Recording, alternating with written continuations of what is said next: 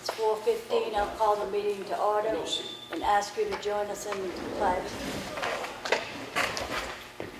I pledge allegiance to the flag of the United States of America and to the republic for which it stands, one nation, under God, indivisible, with liberty and justice for all. Amen.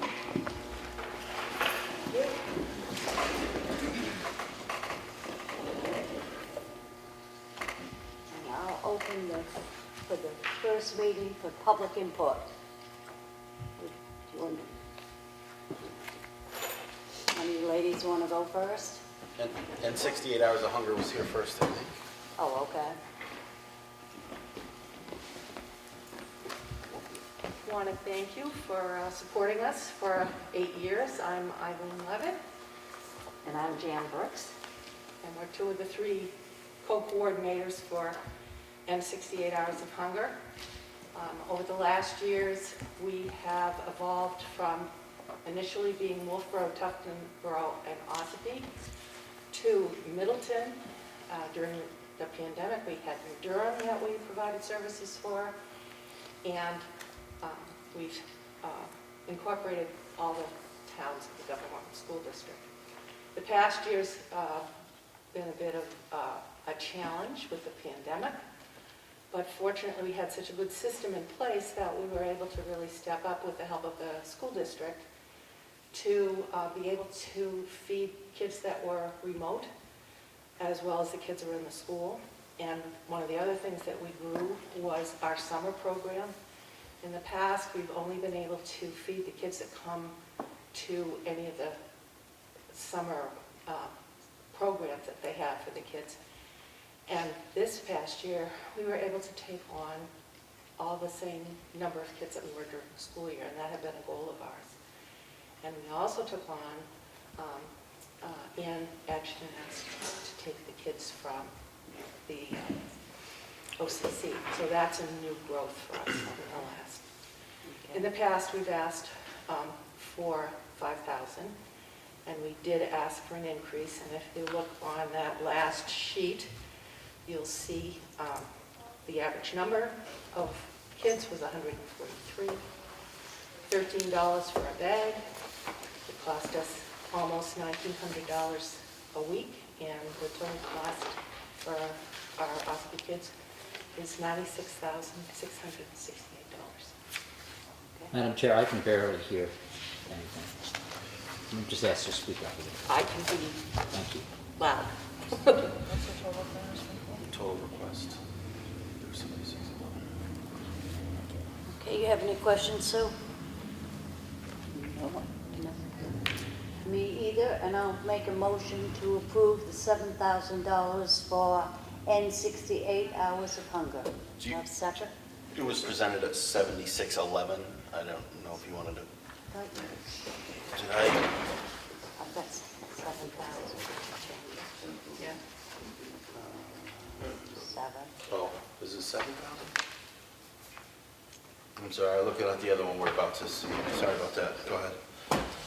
So I need a second on that? Second. All in favor? Aye. Aye. Thank you so much. We so You're appreciate very it. welcome. Thank you. Very welcome. Thank you. Sorry to screw you up, Martha. Starting point is next.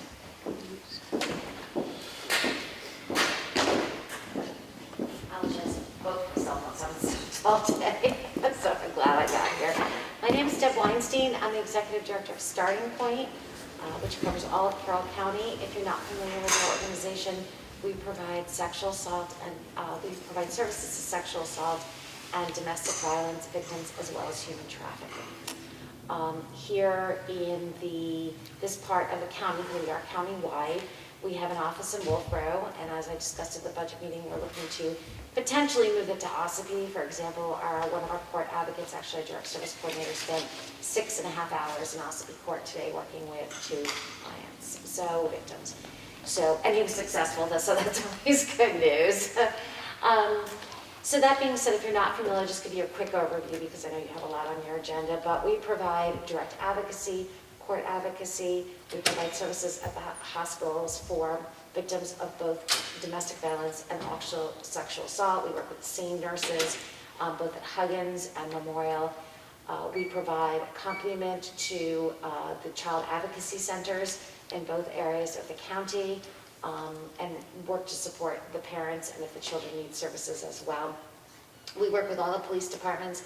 We provide what they call lethal assessment protocols, which is when a police officer has a potentially lethal situation, they will call us and we will go through the protocol, hopefully with the victim if they want to go through that. Sometimes they don't, they want the police officer to go through that. And we go through like what are the points of what puts them at higher risk for lethality, and then at that point we try to educate really mostly the victim for them to understand that they are in a potentially lethal situation and this is why, and for us to provide services including emergency, safe housing, shelter, emergency shelter, things like that. We provide education and prevention services and outreach to the whole county, and I can give you some numbers if you'd like. In terms of prevention, we provide services to the schools. For instance, last year we worked with 401 students in the Ossipee area providing prevention services. That was done virtually. This year we're back in the schools and we're busier than ever. So that's very good because we're trying to prevent the cycle, which is something that we're very, very big on, as well as education and outreach to the community. I could go on about all the things that we do, but to give you some numbers, so last year, I think there's a discrepancy. I did check with a budget person who said it was $6,704 that we asked for. I'm just not sure that that's what we received. That's what she had. So we may just have a discrepancy about what we asked for last year. This year, we're asking for $7,611, and that's based, if you see on your chart, about the services. We asked for money from all the towns. You can see the breakout of services. So in Ossipee, we served 66 people and provided, that's 14.60% of Carroll County population that we served. It's the second largest to Conway. We provided a total of 487 services, which is,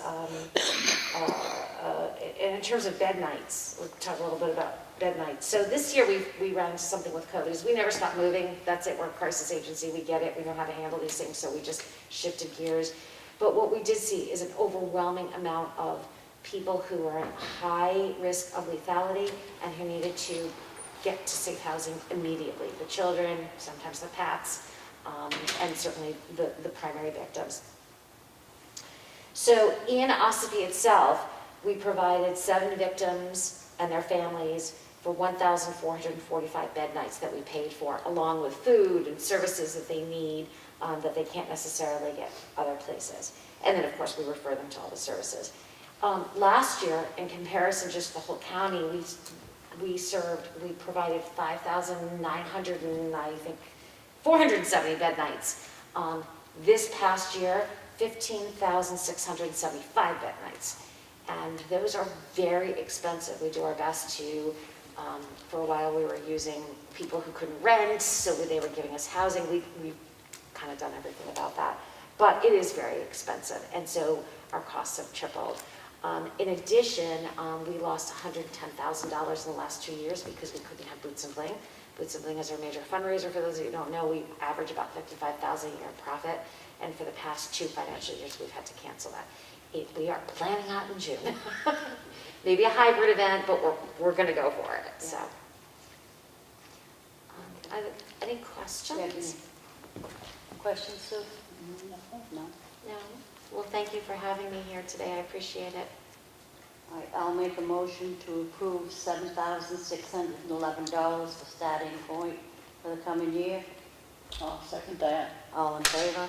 Aye. Aye. Thank you all so much. Good seeing you again. Thank you. Have a good another week. Thank you. Take care. We also reviewed this entire outside agency budget, and the Tri-County cap this year only asked for $9,875. We've discussed this and would like to increase that amount to $13,000. Any questions? I'll make a motion to approve $13,000 for the Tri-County cap. Second. All in favor? Aye.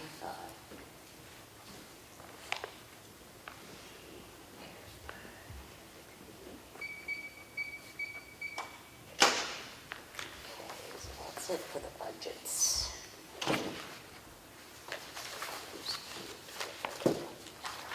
Any other public input? Yes, Madam Chair. Discussing starting point, I should have said it while she was here.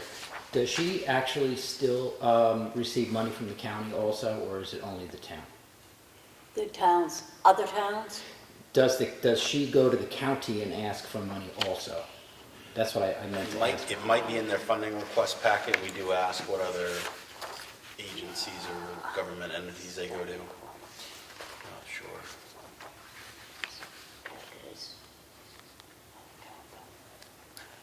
I don't remember that being a topic at Budget Committee with them. Do you? I know I asked White Horse, and they said that they do go to both.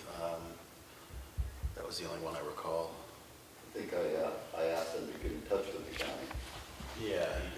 I said they should get in touch with the county for office space because everybody's trying to take the office space over there. And Yeah, the old.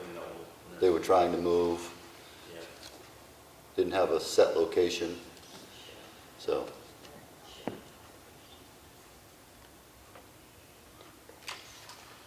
Doesn't really say, but I know in the past, they always did go to other towns. Oh, wait, right here.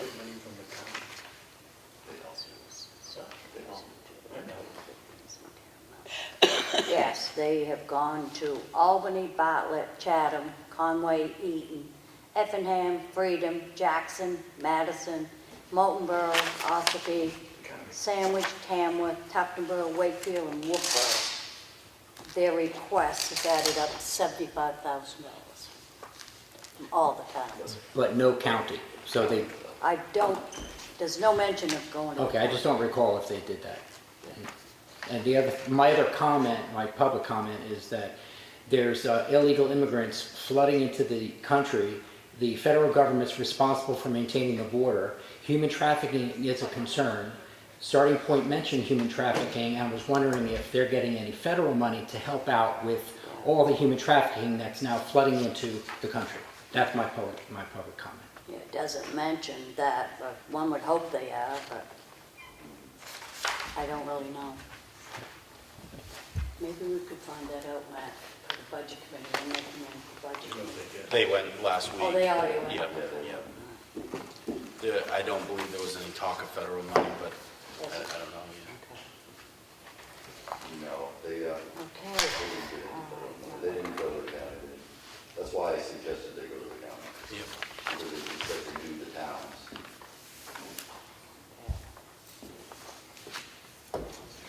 I have the financial figures for the past week. The week ending November 6th with a check date of November 8th. Total payroll was $32,360.14. Accounts payable was $78,102.37. Water and sewer was a total of $147.49. Make a motion to approve that. Second. All in favor? Aye. Aye. Okay. I had the Selectmen's Workshop session for October 22nd's minutes. Make a motion to approve these. Second. All in favor? Aye. Aye. I have the regular Selectmen's meeting for Monday, October 25th. Make a motion to approve these minutes. Second. All in favor? Aye. Aye. We have here the New Hampshire Tax Deed and Property Auctions Agreement. That's between the Town of Ossipee, Legal Eagle Auctions, and Richard Sager and Smith, PLLC. This has been reviewed and signed by the Board of Selectmen. It was actually signed last week. If anybody wants to Could I have view that it. one, please? And we received a request from a gentleman who lives over on Broad Bay. He's requested that we put in a barrel beside the road with sand in it. I guess last year he had an incident where he got stuck. somebody ran into him. TJ's on vacation this week, and we're going to wait till he gets back, and we'll read. Where you gonna put the barrel? What's that? Where? Broad Bay? Okay. Old Broad Bay Road. So we'll make a decision on that next week after reviewing with Matt, with TJ, sorry. anything, I just let it go. So, what you got? I have the recycling center daily cash log for the month of September 2021. The total collected $14,868.40.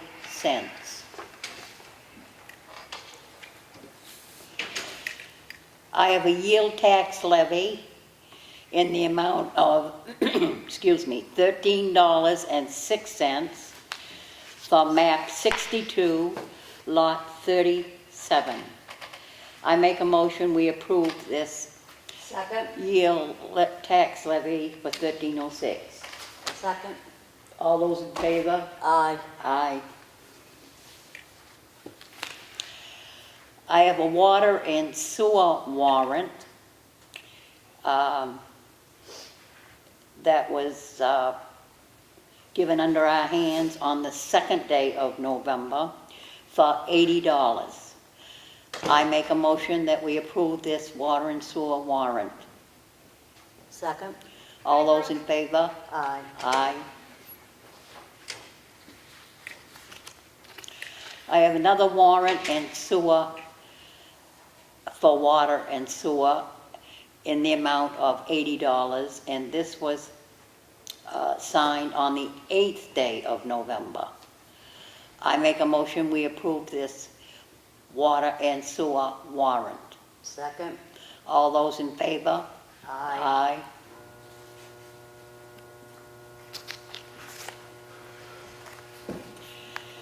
I have a warrant, water and sewer warrant in the sum of $3,709.20.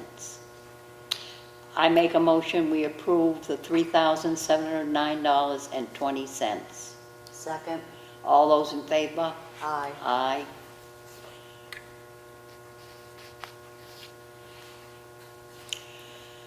I have another water and sewer warrant in the amount of $32,342.07 on the 4th day of November.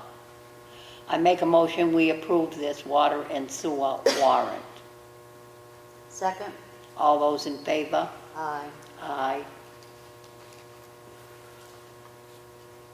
I think that's all I can. That's it. Matt, do you have anything? Nope, I think we got all my stuff. Well, the only thing new is that we will be meeting next week on the 15th at 4:15. There's gonna be one next week. Yeah. And I will open the meeting up to a second public input. Second public input. Wow. Second public input. No? I have one question, and I hate to bring it up, but we had the budget committee meeting the other night, and I got an email from Matt about Whitehorse. They said that there was a numbers. The numbers. They said let the numbers show.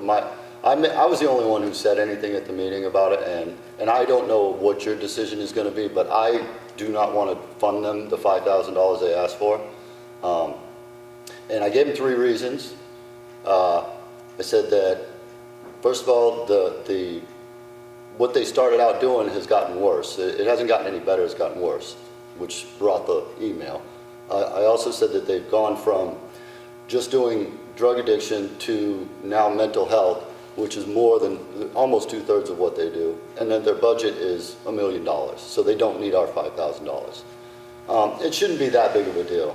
But there was an email saying, you know, something about the numbers. Let's go by the numbers. And when they put the numbers out there, they said that according to their information, that there's less drug dealers in the area. and that they've gone down from 68, somewhere in that number, to around 40, which proves my point. They've got less people, obviously they don't need as much money, would be my guess. I haven't got the email in front of me, but I got it on Monday, I believe, or no, I got it on, what's today? Monday, it was last Friday. Yeah, White Horse. So I'm still of the same opinion. I don't know what your opinion is on it, but I haven't changed my mind since town meeting. Still the same. As far as the funding request, the selectmen had voted to level fund, so that's where it stands. See, I didn't know what you, I know it was on the paper, but I didn't know if we were going to continue, because these women came in tonight, they were already on there as well. Yeah, these two had increases. The ones who didn't were excused from representing to the selectmen. So I would ask that you maybe reconsider. That's me, and like I told them that night, this is my opinion. People can do what they want at the town meeting. And you met with them at the budget committee? Yeah, they had a representative there, but the actual, I can't remember his name. Mitch wasn't there. Right, he wasn't there, but he had Eric there. And I like Eric, I understand. It's not that I'm trying to give them a hard time, it's just not a necessary thing for the town. It's only $5,000, so if you took that for residents, that's $1 a piece. Right? About 5,000 residents in the town, somewhere. Taxpayers, I mean, on the voter rolls, it's only about 3,000, something like that. But I mean, and it's nothing against them, but they don't need the money.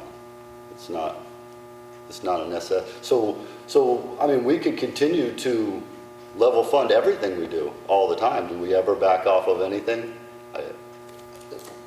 This is something, you know, I don't think we need to continue it. Well, I guess the board has already voted on it and approved it. I guess your best bet would be take it up at town meeting. And you know I will. In budget committee, if I can clarify, budget committee's taken everything under advisement so far Yeah. until we present the master Yeah, budget, so that vote is forthcoming too. That's right. Yeah, we haven't decided on anything. Anything. So, and I'm just throwing it out because I really hadn't, Yeah. you know, wanted to see if you would maybe change your opinion. But, you know. Okay, well, thank you for your input. Anything else? Well, I make a motion to adjourn. Second. All in favor? Aye. Aye. We're fine. Looks like we got a club to No go idea to or what's something. done. 4:30. 4:30.